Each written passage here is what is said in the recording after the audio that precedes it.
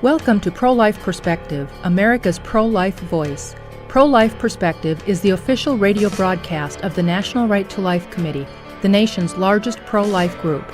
Let's join Wanda Franz, president of the National Right to Life Committee, for today's Pro-Life Perspective. On January 24th, spokespersons for National Right to Life participated in a press conference designed to mark the 32nd anniversary of Roe v. Wade. I, too, participated in the January 24th press conference, and I would like to share part of my statement with you today. At the 32nd anniversary of the U.S. Supreme Court's Roe v. Wade and Doe v. Bolton decisions, the Right to Life movement finds itself in an increasingly strong position.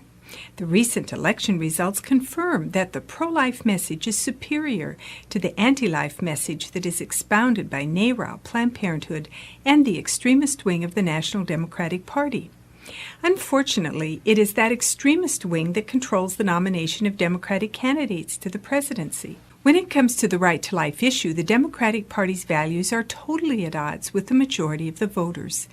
In its national platform, the party did, in fact, take note of pro-life values and then completely rejected them.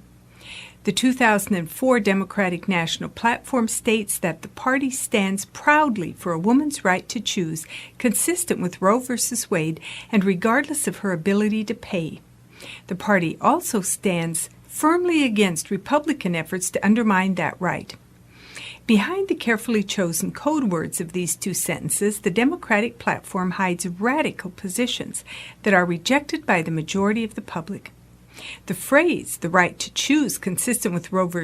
Wade, means abortion on demand, and it means, as the Supreme Court's ruling in the Carhart decision made clear, a practically unrestricted right to partial birth abortion. By misidentifying efforts to restore the right to life as so-called Republican efforts, the Democratic platform gives itself an excuse to reject the goals and values of the Right to Life movement on narrow partisan grounds. Moreover, when the platform opposes efforts to undermine the right to abortion, it undoubtedly means to oppose all sensible and widely supported efforts to rein in abortion on demand. Among these are laws banning partial birth abortions, requirements to inform parents before an abortion is performed on a minor, and the prohibition against taking of minors across state lines for an abortion behind the parents' backs. While the Democratic Party has, for the most part, obstructed all efforts to reestablish the right to life, the main obstacle has been the U.S. Supreme Court. With its Roe v.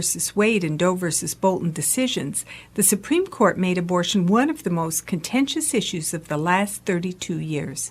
Far from settling a constitutional issue, the court's arrogant abuse of raw judicial power, to borrow Justice White's apt phrase, created an enormous constitutional problem.